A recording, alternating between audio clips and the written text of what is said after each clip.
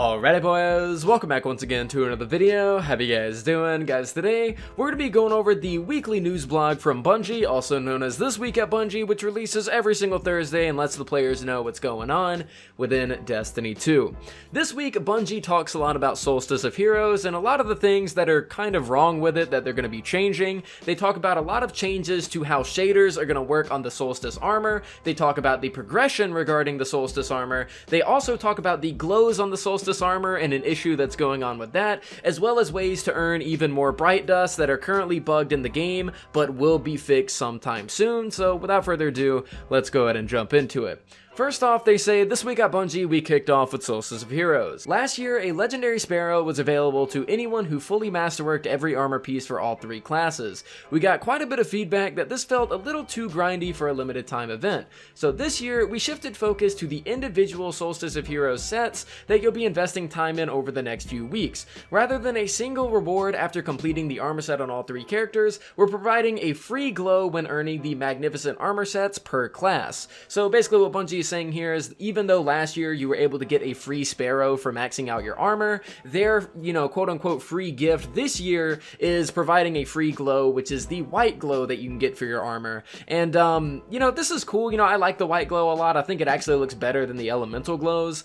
Kinda wish Bungie would have just kind of thrown in an extra item in there just for the hell of it. I mean, it couldn't hurt to kind of make players feel more so accomplished, but I kind of see where they're coming from here. But honestly, an extra sparrow wouldn't have been too much to ask for. I mean, there are two sparrows that come out with this specific event. They could have just made one of those free and called it a day, but at the end of the day, I guess the white glows are cool enough. They also talk about, additionally, we're seeing some players asking why the magnificent armor isn't fully masterworked when you earn it, and they said that this year our approach was to give players a new path to earn high stat rolled armor outside of raids. As these armor sets have a max power cap of 1360, they also have a lifespan that is going to last until next Solstice. The end result is that players can spend their time finding the perfect roll through the packages, and then after the event has concluded, the players can then masterwork their armor pieces at their leisure, and then, get their objectives done for their glow. So I guess that this is a pretty fair take. I mean, this armor is stuff that we're going to be holding on to for a very long time, just like armor that we would normally get from the raids. So Bungie really wants to focus in on us kind of getting a relationship with this armor and using it for a while and upgrading it over time, which I guess that's a pretty fair assessment. Bungie then moves on to a pretty important piece of information that really wasn't told to people ahead of time. They say that obtaining the majestic armor sets will grant bonus progress on other classes. So if you're like me and you got your magnificent hunter set already, then you'll get 2 times the bonus progress for your next character's renewed and majestic armor objectives. Once you finish that character up, your third and maybe final character will have a 3 times bonus for the armor objectives, and it's pretty sweet. With this change compared to last year's event, we're expecting to see more players getting all of the sets. Do keep in mind that if you do start off as a Titan, there is a bug with this bonus progress, so try to go ahead and focus on your hunter or your warlock first, but this will be fixed sometime soon. They also go over the Solstice bounties and the bright dust, which this is something that kind of worried me at first, but I'm glad that they're finally addressing it. They say that shortly after Solstice launch, we became aware of an issue where the weekly and repeatable bounties were not giving bright dust as intended,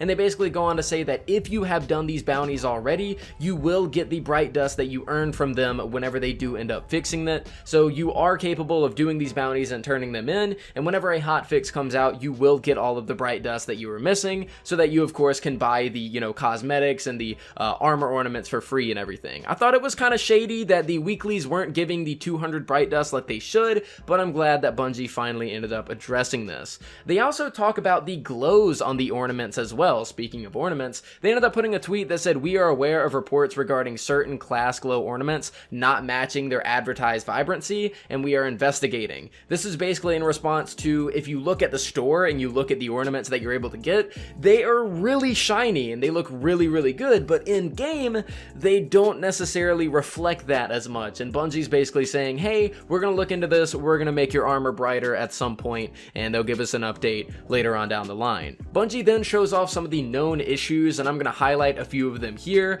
Number one is talking about the the Solstice bond giving an incorrect objective where you need to get 150 Guardian super kills, when in reality it's just arc kills against any enemy. They talk about how the shaders aren't applying properly to the robes of the Warlock, which thank God, because the robes look so good, but if you look at the bottom of the robes, they got like this little gold thing that never changes, you know, colors, the little lining.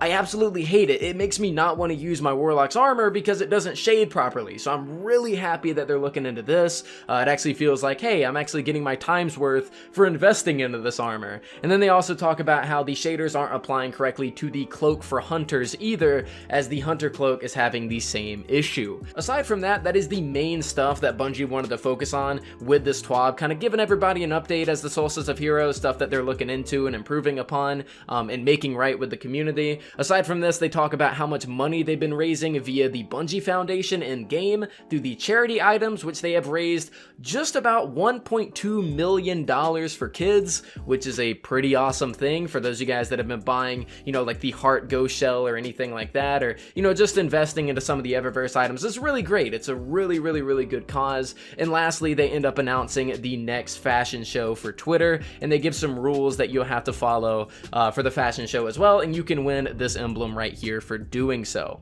Aside from that, that's pretty much it for this TWAB. In my opinion, not exactly the biggest TWAB out there, but the stuff that they talked about concerning Bright Dust and the stuff that they talked about concerning the actual armor and the glows and stuff that we earn, pretty much being improved upon and not looking so is a really good thing overall. And yeah, pretty laid back week this week. I'm very curious as to what they're going to be talking about next. Bungie did say that they were going to be sharing a lot of Beyond Light details and transmog details and stuff concerning the next DLC, which I'm really excited to cover, but we'll just have to wait and see what next week is going to be holding for us. But guys, that is pretty much it for me. Thank you guys so much for watching. I have some videos coming out very soon concerning some more exotic guides for a lot of my newer beginner players out there that still need to get some of the really good weapons. But guys, that's it for me. Thank you for watching. I'll see you all next time.